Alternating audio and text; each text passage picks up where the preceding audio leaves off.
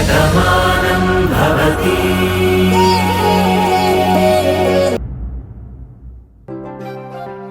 అమ్మమ్మా, కార్తిక్, భాను త్వరగా రండి. వస్తున్నామమ్మా.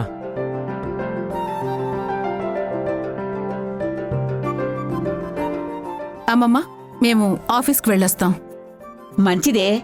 అన్ని జంటలు ఇలా కలిసి వెళ్తుంటే చూడ్డానికి ఎంతో ఆనందంగా ఉంది. సరే, మేం బయలుదేరుతాం. మంచిది. ఒక నిమిషం ఆంటీ. ఓసి నీ అమ్మ అక్కడికి మాడా. వెళ్లేటప్పుడు తుమ్మడము, వెళ్లే వాళ్ళని ఆపడం మంచిది కాదే, అపశకనం. జరగవలసిన అపశకునం ఎప్పుడూ జరిగిపోయింది బామ్మ. ఇప్పుడు కొత్తగా జరగడానికి ఇంకే ఉంది.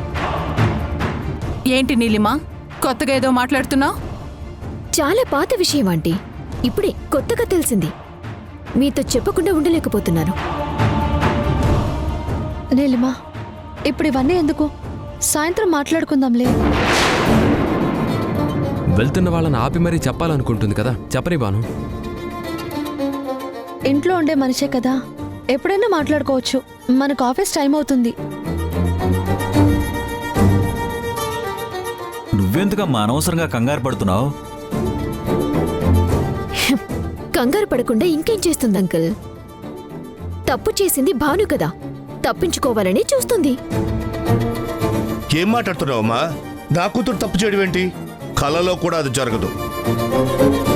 కానీ ఇళ్ళలో జరిగింది అంకుల్. కాదు అని మీ కూతుర్ని చెప్పమనండి.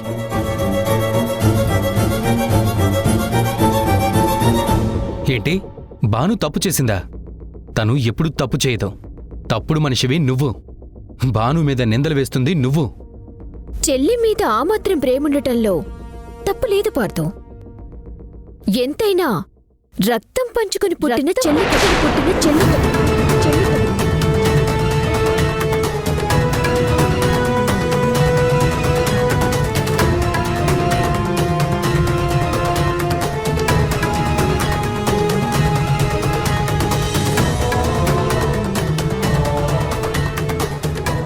నీలిమా,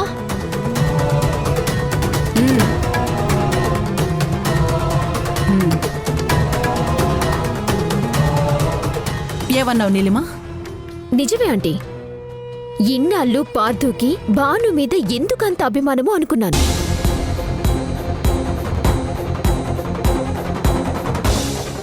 వరుసకి అన్నయ్య అయినవాడు ఇంతలా ఎందుకు తప్పిస్తున్నాడు అని ఆలోచించాను. కానీ మనమెవరం ఊహించని ట్విస్ట్ ఏంటంటే, ఈ పార్థు ఎవరో కాదు, మీ అబ్బాయి రాముని చంపిన శివ.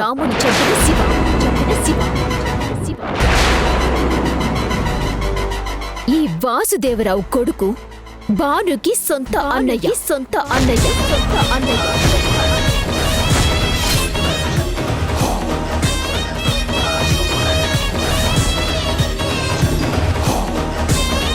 నోర్మయ్, నువ్వు మారావనుకున్నాను. ఏమీ మారలేదు. ఇలా మా ఇంట్లో మళ్ళీ గొడవలు పెట్టాలని చూస్తున్నావు. బానుని మా ఇంటి నుంచి దూరం చేయాలని ఇంత పెద్ద నింద వేస్తున్నావా?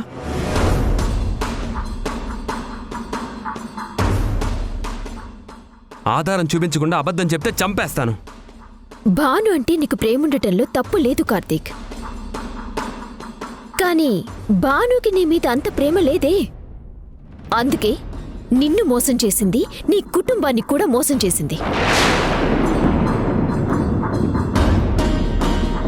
అన్నా చెల్లెళ్ళు నాటకమాడి ఈ ఇంట్లో నాగుపాముల్లా పాకవేశారు. మీ అందర్నీ వెర్రివాళ్ళని చేసి ఆడిస్తున్నారు. మీరందరూ గుడ్డిగా నమ్మారు. ఇంతలా ప్రేమిస్తున్నా నీ దగ్గర కూడా ఈ విషయం బయటికి రానివ్వలేదు.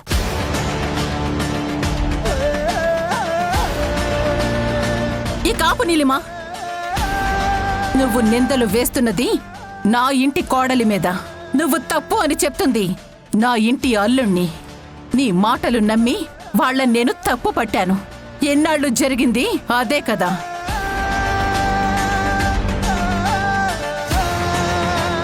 అబద్ధాల్ని నిజం అనుకునే కదా నా కుటుంబాన్ని నేను చీల్చుకున్నాను. సాక్ష్యం లేకుండా నిందలు వేశావంటే చూడు, ఊరుకునే ప్రసక్తే లేదు. ఆధారాలు లేకుండా నేనేం అభండాలు వేయడం లేదాంటీ. భాను పార్థుల ప్రవర్తన చూసి నాకు అనుమానం వచ్చింది. అప్పుడే ఆర్టిఫిషియల్ ఇంటెలిజెన్స్ ద్వారా శివ చిన్నప్పటి ఫోటోతో ఇప్పుడు ఎలా ఉంటాడో గీయించాను.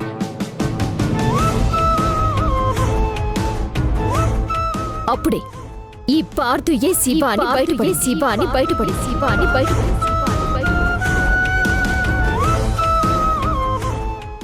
కావాలంటే చూపిస్తాను, ఉండండి.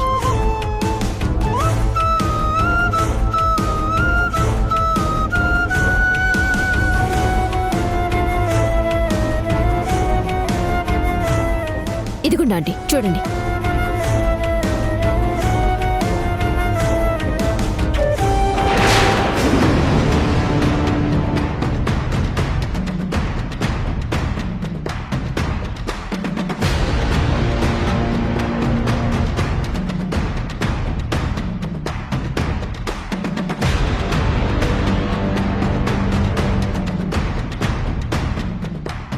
ఊర్మిళ, ఇది గుండెలు తీసిన బంటే అచ్చం పార్థు ఫోటోలు గీయించి ఇదిగో ఇలాంటి నాటకాలు మొదలుపెట్టింది.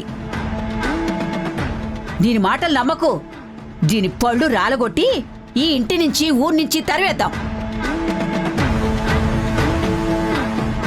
ఇంకా చాలు బామ్మ. ఇన్నాళ్ళు నువ్వు ఏమన్నా పడ్డాను కదా అని ఇప్పుడు కూడా పడతాను అనుకోకు. నా మాట తప్పు అనుకుంటే ఆ అన్నా చెల్లెళ్ళు మాట్లాడుకున్న మాటలు మీరే చూడండి.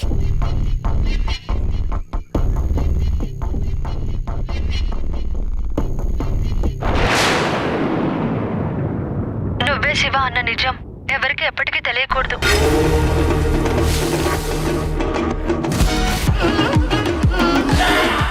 నా సొంత చెల్లెలికి ఇంత అన్యాయం జరుగుతున్నా మన బంధాన్ని బయటికి చెప్పుకోలేకపోయాం.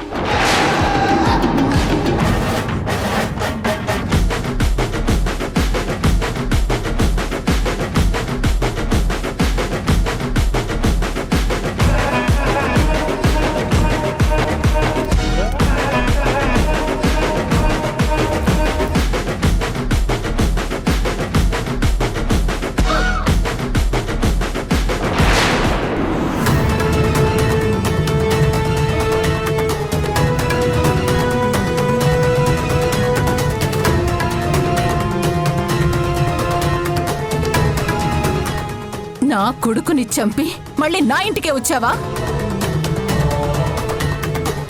అమ్మా, ఏం చేస్తున్నావు? తనిప్పుడు చాందిని భర్త. ఎవరైతే నాకేంటి? వీడు నా రాముని నాకు దూరం చేసినటువంటి హంతకుడు. కానీ ఇప్పుడు తను మన కూతురు భర్త, అది మర్చిపోకు. అవును, అది నిజమే. ఇప్పుడు వీణ్ణి చంపి నా కూతుర్ని వెధవని చేయలేను.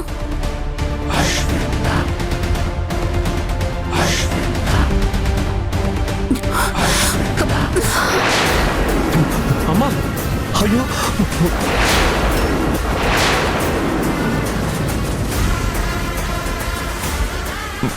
వద్దు తల్లి, కాస్త నిదానించు. తర్వాత ఏ నిర్ణయం తీసుకో. కాస్త ఆగమ్మా. ఎంత నాటకం ఆడినా నిన్ను చంపి ఇదిగో నా కొడుకుని బాధ పెట్టలేను. అలా అని ఈ బాధని నేను భరించలేను.